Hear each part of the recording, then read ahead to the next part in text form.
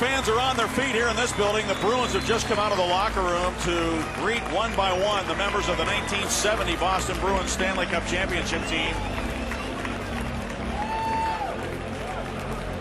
And it's nice to see an opportunity for these young players to meet the guys who won the Stanley Cup. And of course they won it again in '72. This was the Cup team, and there's Eddie Johnston that won it. That famous picture of Bobby Orr flying through the air after scoring the goal against Glenn Hall of the St. Louis Blues to win the Cup back in 1970. They introduced each of those players who's here tonight one by one. Phil Esposito is not here.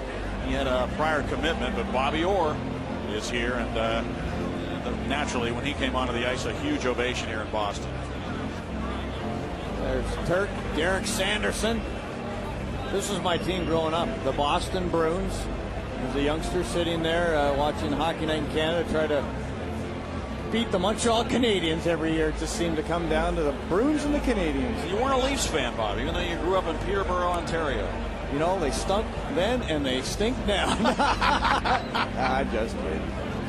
Well, not kind of. They are at the bottom of the NHL, so. Oh, boy. There's Mark Recchi. He was almost playing back in 1970, my old teammate Reckenball.